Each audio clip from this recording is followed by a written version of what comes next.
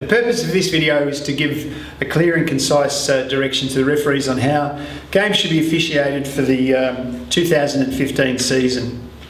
There's been a consensus from all the competitions that the games need to be called much tighter than they have over the past seasons, which we introduced last year and which was quite effective.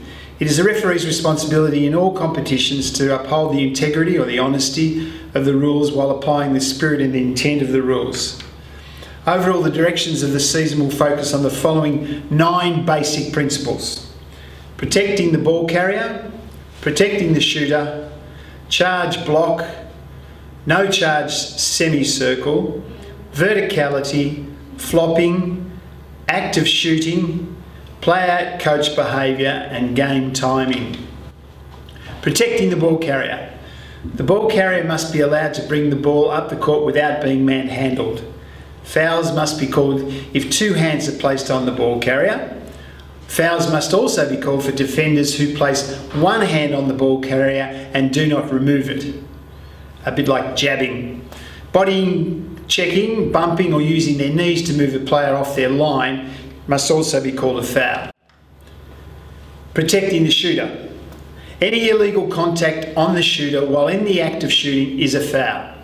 Remember, referee the defence. Think like the offence, but referee the defence. Ask yourself who caused the contact. Be careful of bailing out shooters who initiate the contact. If there is any doubt as to the player is in the act of shooting, count the basket or award free throws. To clarify, a player is in the act of shooting when they gather the ball in a normal shooting motion. Charge block situations. Remember the 3 F's. Determine if the defender has their feet on the floor, they are facing their opponent and are in position first. Ask the question, who caused the contact?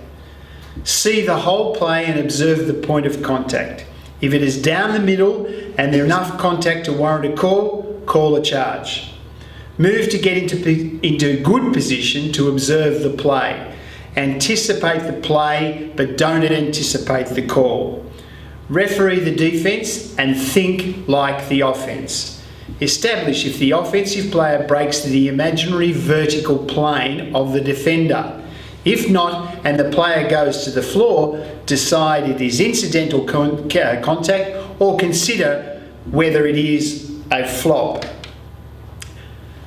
As for 2013 and 14 season, if there is an element of doubt, the call is to favour the offence and as such a block is to be called.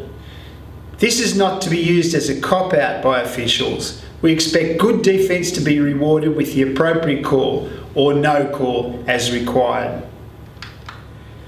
The no charge semicircle has changed from our previous season. With the introduction of the FIBA rule changes, the interpretation of whether a player is inside the no charge semicircle has changed. A player is now considered to be inside the no charge circle when the defensive player has 1 foot or both feet in contact with the no charge semicircle. Officials are reminded that the no charge semicircle rule only applies when the offensive player in control of the ball is airborne on an attempt for a shot or a pass and is not illegally using arms, legs, hands or body. If in doubt, officials are to consider that the defensive player is inside the no charge circle and apply the rule as such. Verticality. A defender is allowed his space within his own cylinder from the floor to the ceiling. If a defender establishes a legal guarding position, just jumps straight up with arms not moving outside of their cylinder and contact occurs, it is usually incidental, no call.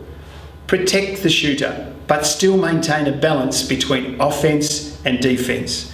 Do not bail an offensive player out by calling an unnecessary foul on the defence. Flopping is an area of concern. I've laid over the number of players that are attempting to draw a foul by going to the floor. Flopping is a player going to the floor with minimal contact in an attempt to draw a foul. If you believe a player has flopped, be prepared to give a warning.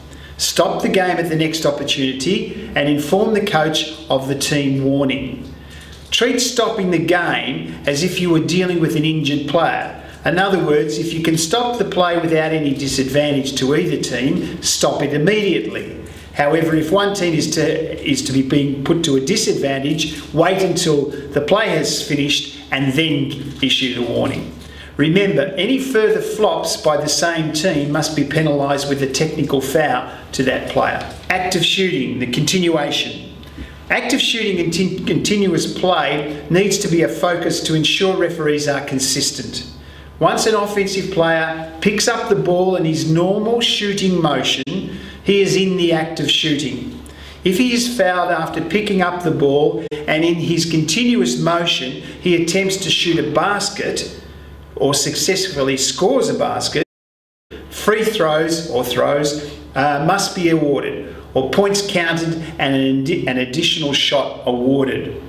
There is no relationship between the number of legal steps taken and the act of shooting. If there is an element of doubt as to whether a player is in the shooting motion, count the basket or award the shots. Point 8, player-coach behaviour. Do not allow unacceptable behaviour from players or coaches.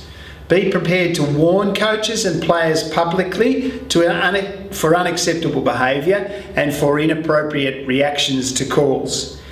It is unacceptable for players and coaches to use profanity that can be heard by observers around the court. Deal with these issues early in the game to avoid an escalation of poor behaviour. Timing of the game. The referee is to blow the whistle, indicating there is 10 seconds remaining or 10 to go after a timeout. Have one referee per team address each team huddle requesting they wind it up. If after 10 seconds the teams are not appearing to break up, address the team and or coach politely requesting they return to play immediately. Referees must hustle to position, particularly during stoppages and for foul shot penalties. If there is a need for the officials to come together, do so as quickly as possible and deal with the issue quickly. Ensure you hustle to get to the quarters underway. In concluding, refereeing basketball is not an easy task. Players are athletic and the pace of the game is intense, making it difficult to control or even see everything that happens. A referee's greatest asset is consistency, which is what we should all be striving to achieve. We never stop developing. Use all of the resources available to you to help you improve. There are many parts that go to make up our great game. Refereeing is one of them.